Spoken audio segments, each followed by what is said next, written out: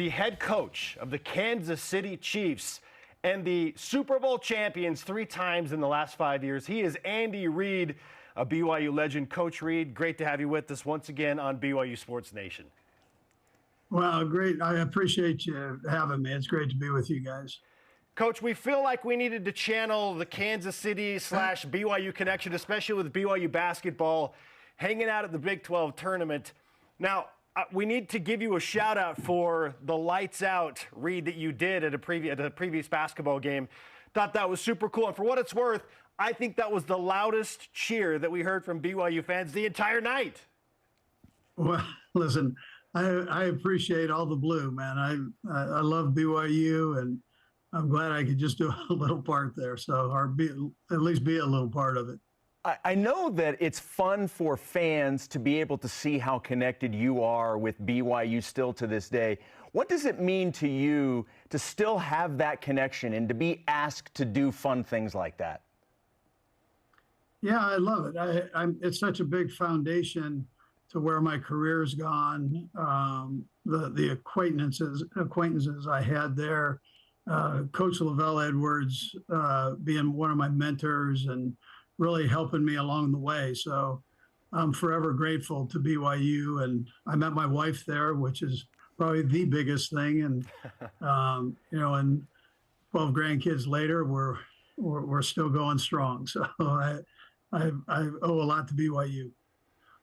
Andy Reid is with us on BYU Sports Nation. Okay, now that you're post-Super Bowl once again, and it is 3 Super Bowl championships in the last 5 years, how do you adequately celebrate the offseason? Because sometimes it doesn't feel like there really is an offseason. Yeah, that's most people don't know that, but it's a year-round business. So after the parade, which was on a Wednesday after the Super Bowl, we took a couple days off, and we got a place out in California, went out there and relaxed for a little bit, but just for a few days, and then headed up to Michigan for a couple days, and then we're right back at it doing free agency. So there's a lot of prep work that goes into free agency. There's a lot of prep work that goes into the draft, and then our off-season program. You've got to prepare for that. So this thing just keeps going, and the further you go in the playoffs, the shorter the off-season is. It's a good thing, but it's also a busy thing.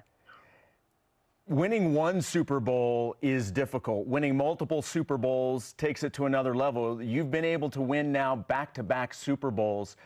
How difficult was that when you look back on 2 seasons in a row winning back-to-back Super Bowls? Can you put that into words, what goes into that type of an accomplishment? Yeah, how great is that? I mean, it's such a team effort, and that's a part that I cherish. I mean, I love that part of it. I mean, that's kind of where your mind, it goes in a lot of different places, but the main thing is I'm standing on the podium after this last one, and all I could think about was the ups and downs of the season, all the twists and turns that took place, the different personalities, the guys pushing themselves beyond what they thought they could push themselves. Chris Jones, I mean, he's sitting there next to me on the field, and we're in overtime, and he's completely exhausted. And to challenge him to get back out there and just kind of reach a little deeper than maybe he's ever reached before, to go do it, and willingly he hustles out there and makes a huge third down play. So you think about all of those twists and turns that took place during the year and how these guys just sacrificed so much to get themselves into that position. Coach, I know every one of them is special, speaking of the Super Bowl championships, but based on what you just chronicled, did this one take on an extra special meaning because of the extra adversity and the ups and downs and the extreme roller coaster fashion of this specific season? Yeah, it's hard to win a game in the National Football League. I mean, it's so challenging. There's so much parity that you win one and you go, man, that's quite an accomplishment. And before you come into the season, you're hoping you win one, and you'll just take that one and then you'll go on to the next one. So to win 2 Super Bowls is quite an achievement. That's why a lot of people haven't done that, let alone win 1 Super Bowl. And it's just a tribute to the organization, how everybody pulls together from our owner, Clark Hunt, to Mark Donovan, our president, to Brett Veach, our general manager, to all the coaches and players. Everybody gets in this thing and they pull together, and there's this unity that it doesn't take place everywhere. And we're all on the same page. We respect each other's jobs that we do, and we put it out there. And we work our tail off, and you hope for the best as you go, and stay humble the best way you can. As a Chiefs fan, I love hearing the players talk about the possibility of going for the three-peat. I don't know how much you like hearing the players talk openly about that in public, but how big is that carrot dangling out in front of everybody if the opportunity presents itself to go for the three-peat? Yeah, listen, I don't care about all that. I mean, I just told the fellas that, listen, when you come back, and really it's for everybody, all the people that are involved in the practices and preparation. So is make sure you're prepared when you come back to training camp. Training camp's not going to be any easier. So you can put all the fluff aside, and you better be ready for that. And we've got good leadership on the team, so they preach that same thing to the guys. And so it's important that you're able to do that. Understand what's real, and then all the hard work that goes in. You build this foundation, and then you stay on top of that and keep building up as you go through the season. But that part is so important. And take some time off, but not too much time off. Kansas City Chiefs head coach Andy Reid is on BYU Sports Nation. Coach, you've been very outspoken through the years about the emphasis on faith and family within this football paradigm, and finding a balance with the high demand that you deal with as a head coach in the NFL certainly is a tricky beast. We're talking to Steve Young, or spoken with Steve Young about this at length, and he said it's not easy to balance all of these things to keep family, faith, and football all kind of in line. How have you been able to navigate that? Because, again, you go to church on Sunday morning the day you win the Super Bowl. So how are you doing this? Yeah, well, you understand what's important and what helped you get there, right? So you never want to lose that part of it. And it's so important in our lives as it is in many people's lives. And so you stay in tune there. And then we also understand how important family is. And through all the ups and downs of raising families, you stay close, hanging onto that iron rod the best way you possibly can, right? As you go forward, and you trust. And so that all becomes important. And then the football part of it, I've been lucky enough to have a couple sons that have worked in the business with me. My daughters are they're one daughter is the wife of a strength coach for the Chargers now. And so, and then you guys know Spencer, and Spencer's with us here as one of our strength coaches. So I get to see and talk football all the time with our family. My other daughter, she loves the sport. So we're all involved. And then really the head coach of the head coach is my wife. So Tammy, she kind of controls everything and make sure we're all going in the right direction. We've seen you coach at some BYU football games, and we know how tight you still are with the program. Coach Satake talks about you all the time, and how you have an opportunity to speak with each other when it's when it works for schedules, and how much he appreciates that. How much do you appreciate the relationship that you have with Kalani, and what are your thoughts on how he has molded this program throughout his tenure? Yeah, I love the Cougars. I love Kalani and the job that he's done. Nobody's got a bigger personality or more influential personality than what Kalani has, and he gets to touch all these young guys in such a positive way. And then they put out this product, and it's one that, as alum, we can all respect and appreciate. And so here, I mean, just look where BYU's gone here now, and stepping up in conferences, and they're in the limelight. It's that's so competitive, so competitive, and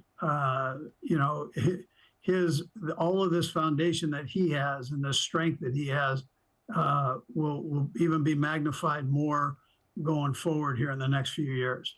Coach, one of my favorite things to see at every home basketball game is a cutout of Travis Kelce in a BYU football jersey. I love it. It makes me smile every time.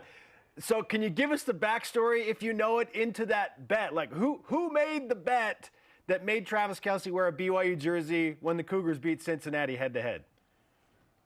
Yeah, I believe it was Bushman. You know, they're in the same room, and everybody. Listen, we love our colleges, and so there's so much competition between coaches and players, players and players, coaches and coaches that you'll see people wearing different jerseys and shirts and everything after the other team schools you a little bit. So I think that's where that came from. And Travis wore it with pride. He would have been a great player at BYU. You know, we've had a lot of great tight ends. He would have been right in the mix. I told him he probably could start there. You know, so. Okay, here's my question, though, Coach. Last year, BYU beat Texas Tech. How come we never saw Patrick Mahomes in a BYU jersey? And is there any chance, because my head would explode if I saw Patrick Mahomes in a BYU jersey, is there any chance that would ever happen? Oh yeah, he's a willing contributor, so he would do that. I'm not sure he didn't have a BYU shirt on or hat, something, but yeah, absolutely. He loves BYU too. He follows BYU, he follows Utah, he follows all the different schools. He doesn't miss much. You mentioned Matt Bushman, and we're grateful that he made that bet with Travis. It's created a lot of fun memes for sure and different pictures. How have you seen him progress as he's made his way onto the practice squad and through a few years now in the NFL? Yeah, so Matt's he's great to have in our locker room. First of all, he's such a good person and such a positive influence in our locker room, which is important. And that's a tough position to crack here because we've had so many good players, but Matt could play for a lot of teams in this league and be on their regular roster. We've just had the same guys here for X number of years, and so it's a little tougher to get in that mix. But nobody has better hands than Matt does. I mean, you ask anybody on our team who has the best hands, they're going to tell you Matt Bushman has the best hands of anybody on our team. So, and he's a big kid. He's gotten better every year.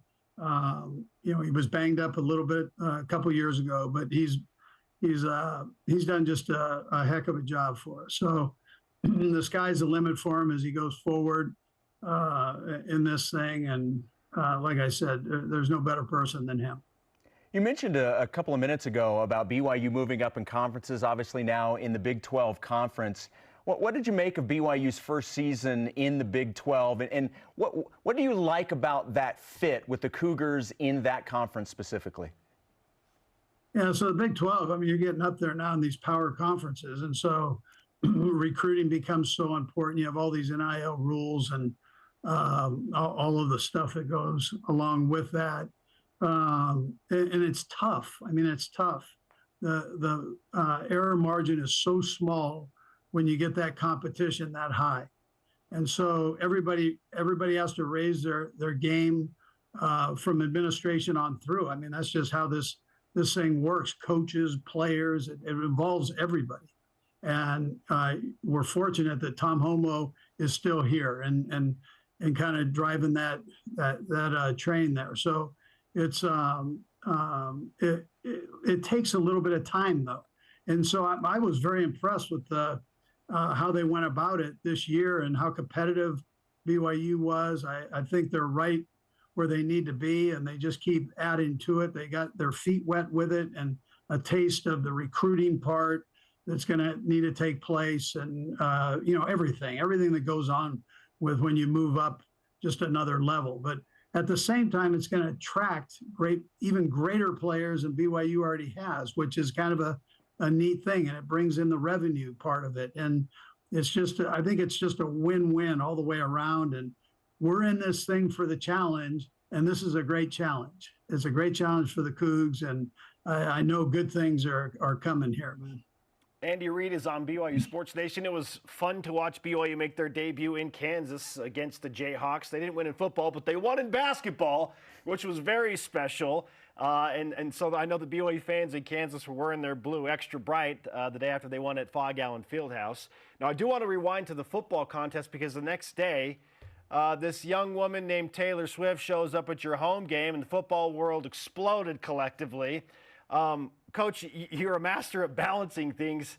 How did you navigate this just overwhelming attention from the Swifties and stay focused on the football? Because that's very, very difficult with that additional attention week in, really day in and day out. Yeah, so listen, my feeling is if Trav's happy and Taylor's happy, I'm good with that. I just appreciate that they have a loving relationship, and you know, that part's probably the most important thing.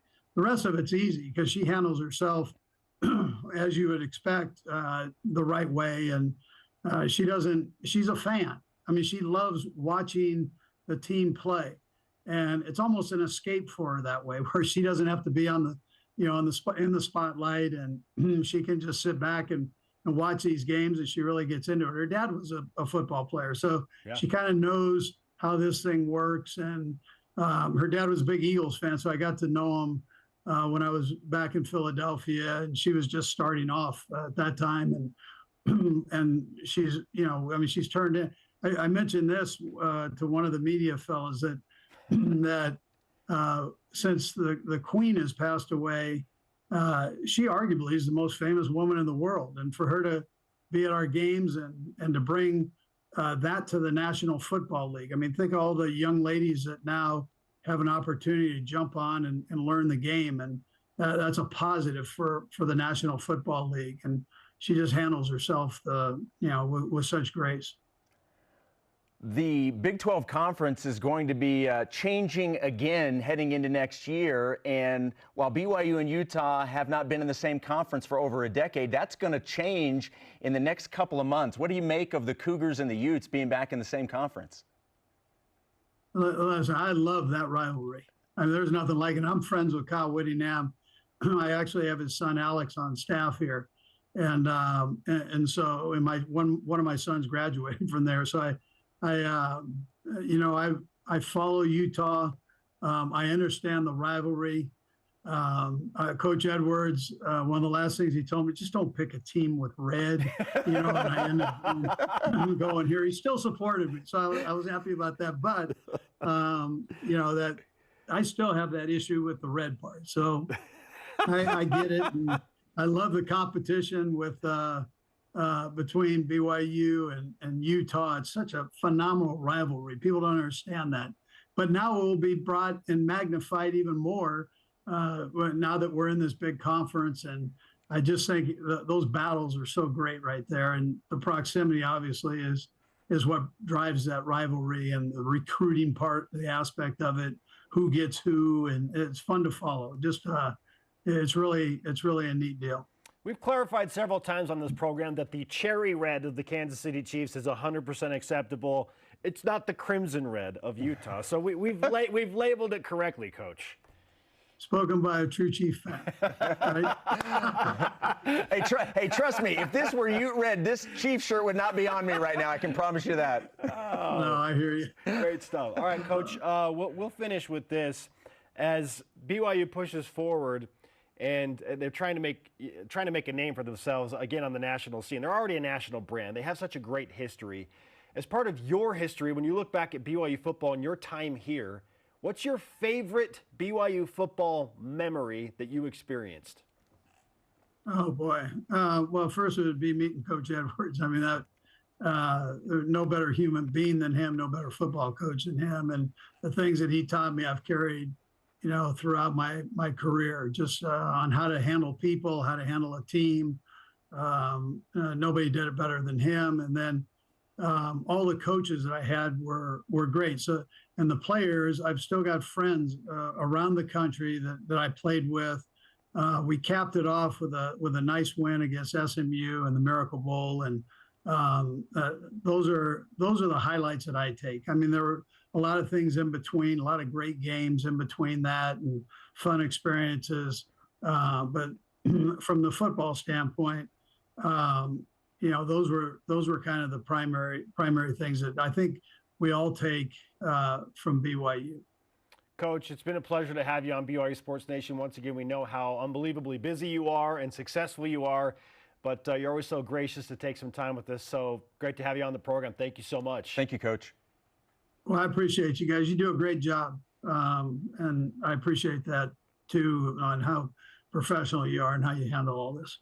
Hey, you got it. Oh, and I did have a staffer ask, on the pump, pass, and kick competition that you were in, they asked, did he win it? And I was like, I don't know. Did you win that competition, Coach? You know what? I lost that one. I won a few other ones, but that year I lost at that level. And the other thing is, I just want to clarify this for you. That kid that's standing next to me is only 8 years old. I was 13. We were in a line, and 8-year-olds go first, and then they circle back around behind you. So he was an 8-year-old. I was big, but not that big.